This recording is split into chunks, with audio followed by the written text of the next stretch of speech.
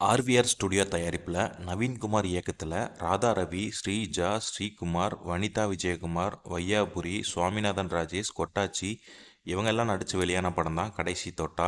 MLA ஒருத்தர் தனது வீட்டுக்கு வருமான வரி சோதனை வரதா தெரிஞ்சுக்கிட்டு தனதோட பணத்தை எல்லாத்தையும் கொடைக்கானலில் உள்ள ஒரு சொகுசு விடுதியில் ரூம் எடுத்து மறைச்சி வச்சிருப்பாரு.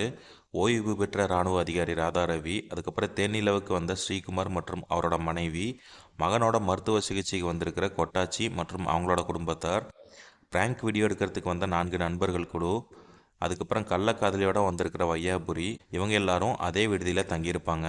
இதற்கிடையில் விடுதிக்கு சம்பந்தமே இல்லாத ஒரு இளம்பெண் வந்து ஒருவர் விடுதியில் சுட்டு கொலை செய்யப்பட்டிருப்பாரு. அந்த கொலைக்கான பின்னணி குறித்து விசாரிக்கும் காவல் அதிகாரியா வனிதா விஜயகுமார் நடிச்சிருப்பாங்க. இவங்க குற்றவாளியை கண்டுபிடிச்சாங்களா இல்லையா, யார் அந்த கொலையாளி, எதற்காக நடந்தது அந்த கொலை, எம்எல்ஏவோட பணம் என்னவானது, இதற்கான கேள்விகளுக்கு பதில் சொல்வதே இந்த படத்தோட கதை.